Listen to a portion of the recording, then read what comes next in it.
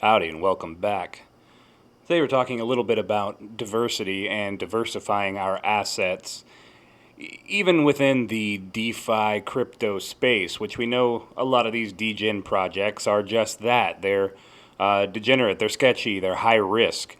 That's maybe what we like about them, and that's also one of the biggest risks with any of these types of protocols is that not only can they be incredibly rewarding if you have the bag to throw in there and compound over time, and if there's all these things up in the air. Is the project sustainable? Does it have that longevity?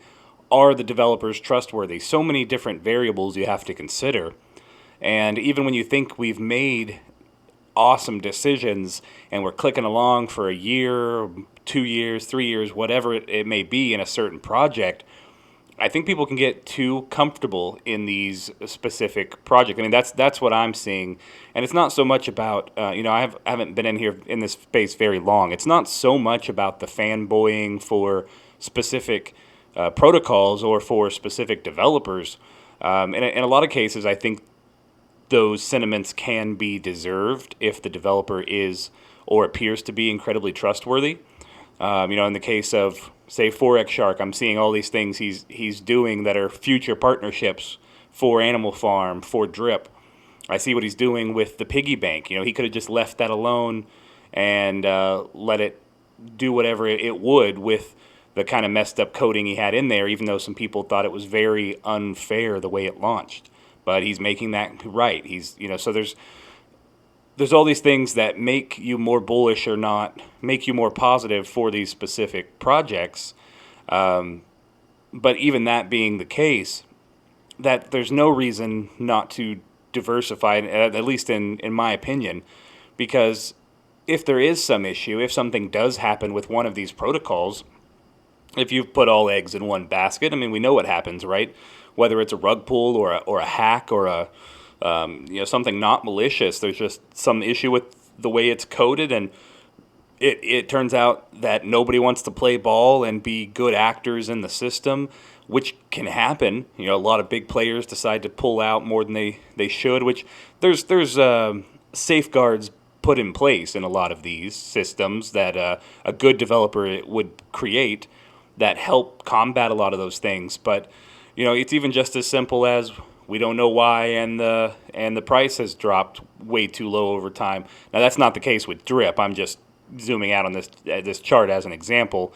I don't think that's the case with DRIP. I think we're already kind of horizontal action here. I bet a lot of people are buying in at this comfortable spot, and hopefully we're heading back up. But anyway, we're talking about diversification, and there's just so many reasons to enter into other spaces.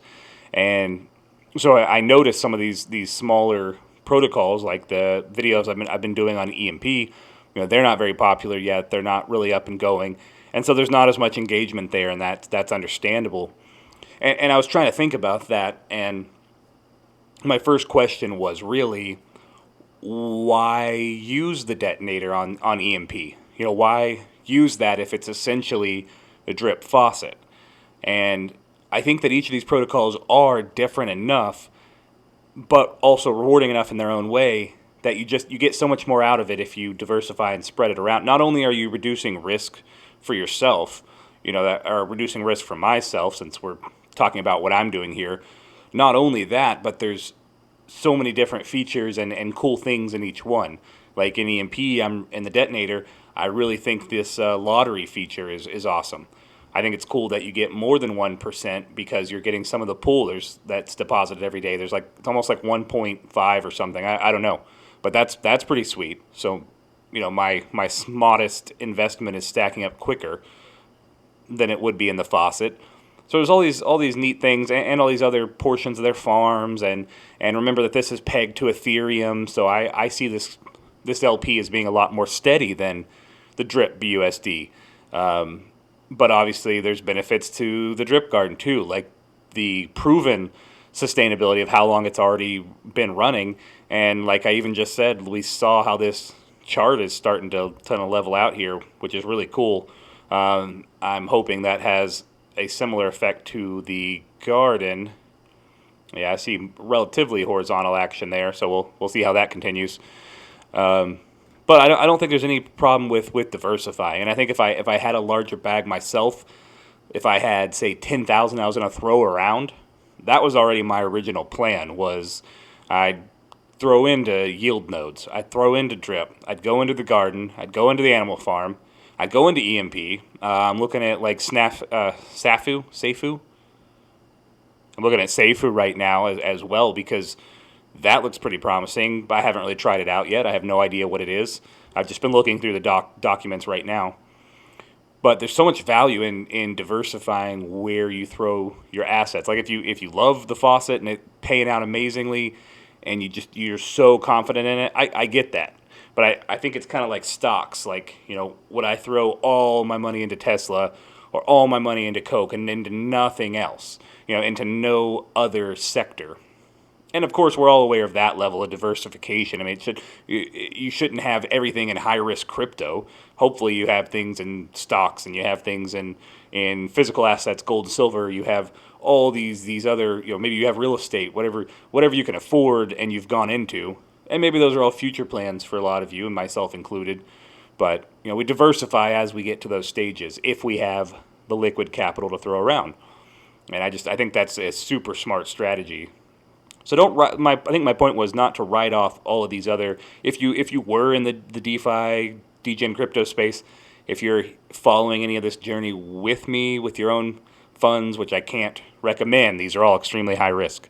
If you were, don't write off some of these smaller ones. Look at the documents, look at other YouTubers, see what their reviews are, read articles. Medium, people post a lot on Medium site about a lot of these crypto projects, and just see if any of them sound good, sound also safe enough to put your funds into.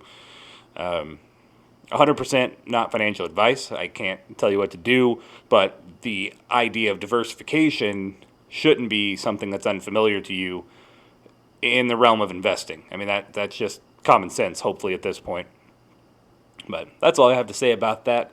Just kind of came to mind when I was seeing a little bit less engagement on some of these, but maybe it's just because this particular protocol is not that popular yet. I mean, look at the detonator. There's only 860 people in there. The Telegram's still growing. I'll link that again in the description just so you have it. Telegram's still growing, but the devs seem pretty awesome so far, giving AMAs every day, like I've been saying. So you got to look into these different projects and see if any of them sound good to you as well. That's what I'm doing.